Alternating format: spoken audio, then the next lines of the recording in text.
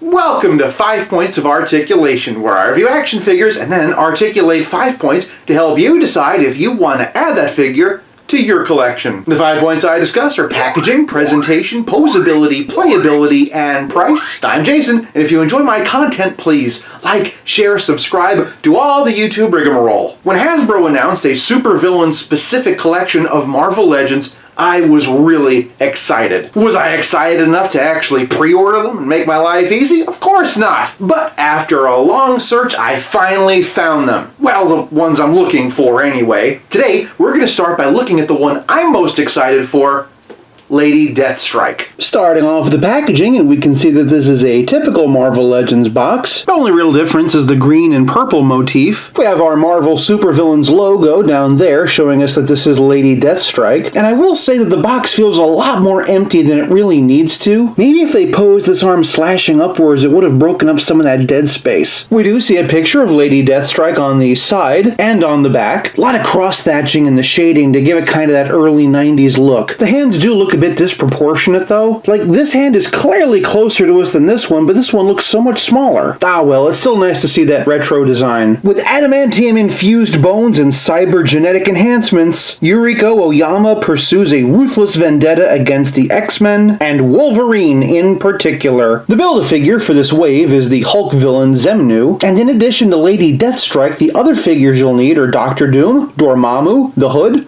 Arcade, Red Skull, and the AIM Supreme Intelligence. And for those who are interested, here is the barcode. The Marvel Legends box I know and love with a little extra green and purple to give it a nefarious flair. For packaging, I'm giving Lady Deathstrike 1 whole point. Moving on to presentation, and Lady Deathstrike stands at just under 6 inches. Starting off with the head, and I'm embarrassed to admit that when I was a kid, I thought that these little red straps were her hair instead of being part of her hat. On that subject, there is a little bit of red paint smudge on mine. I know that there are going to be some who don't like the fact that these are kind of flapping in the breeze, but to be honest, it doesn't really bother me. I'm just really impressed with this overall head sculpt, and at least the paint apps on mine are very, very crisp. Moving on down, we can see that her signature circuitry detail has been actually sculpted onto her chest instead of just painted on, and of course it continues down her arms. I'm also happy to report that these strap things are soft enough to not get in the way of articulation, but more on that when we get to posability. One thing I am chronically bad at is showing the back of a figure, so for those who are curious, here's what she looks like from the other side. Moving down her arms, we see that she has these nice billowy sleeves, and they did a pretty nice job on those. We can also see more of that white shirt underneath. The paint apps on the circuitry for the arms are a little bit sloppy, but honestly, it just sort of all works together. And moving on down, I do like how the thigh articulation is integrated into this sculpt. I also appreciate how all of the joints are pinless. I've always loved the character of Lady Deathstrike, especially her backstory with Wolverine, but I also always felt that her design was a bit too busy. Hasbro has managed to take that complicated design and streamline it into something both simple and kind of elegant. For presentation, I'm giving Lady Deathstrike 1 whole point. Moving on to posability, and Lady Deathstrike's head is on a ball joint and a disc hinge. She can look all the way up, all the way down. Wow, little bit of tilt, and all the way around. Like I said during the presentation segment, this is fairly soft, so her arm can raise up a decent amount. It can spin all the way around, you just have to be a little creative about it. And unlike most Lady Legends, Deathstrike actually has a bicep swivel, cleverly hidden by this strap. Her elbows are single jointed, but we do get a pretty decent range in spite of these sleeves, and of course they rotate also. Swivel hinge at the wrist, but I do want to comment on these. The fingers are a nice soft plastic, which is good for not hurting any kids, but whereas her right wrist hinges up and down like you'd expect it would, the left wrist hinges from side to side. It isn't a big deal, I just think it's kind of a weird choice. Because of these straps, she doesn't have a diaphragm cut. Instead, she has a barbell joint at the waist, similar to the House of X Marvel girl. Utilizing that barbell joint, she can arch back that much and hunch over that much. She gets a little bit of side-to-side tilt, and of course can twist all the way around. I know there are people who aren't going to like this, but for this kind of design, I think this was the best compromise they could have made, and honestly, honestly, I think it works pretty well. Moving below the waist, her legs split out this far, and as I've already mentioned, she has a nice thigh swivel hidden inside of the sculpt, pinless double-jointed knees, and all the ankle things. With female figures, it's always a tricky balance between having the best articulation possible without compromising a nice sculpt. I think Hasbro's done a great job, and the bicep swivels are a very welcome surprise. For posability, I'm giving Lady Deathstrike 1 whole point. Moving on to playability, and the only accessory that Lady Deathstrike comes with is this Xemnu piece. Unless you're planning on building him, this is good for a whole lot of nothing. Luckily for Lady Deathstrike, playability is more than just accessories, it's also about how well your figure plays with others. So here she is alongside Wolverine and Sabretooth. The Wolverine comes from the Marvel Legends Fatal Attractions 3-pack, and the Sabretooth comes from Marvel Select. And here she is alongside all of my Jim Lee era X-Men villains. For a fun comparison, here she is alongside Freddy Krueger by NECA Toys. I thought that this version from the Dream Child would be most appropriate. Arm wrestle!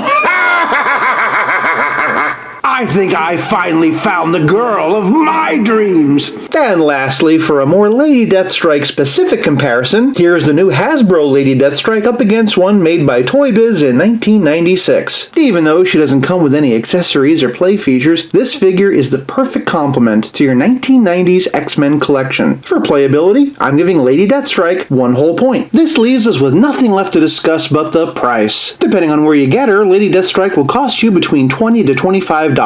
While that might seem a bit steep considering the lack of accessories, I would point out that this is a 100% new figure, so all the budget had to go to that new tooling. With that in mind, it doesn't seem like that bad of a deal. This is a figure I've been wanting Hasbro to make for years, and she absolutely exceeds my wildest expectations. For price, I'm giving Lady Deathstrike 1 whole point for a grand total of 5 out of 5. I hope you've enjoyed this look at the Marvel Legends Super-Villains Xemnu Wave Lady Deathstrike. Thank you so much for watching. I'll be back again real soon, but until then, play nice and have fun.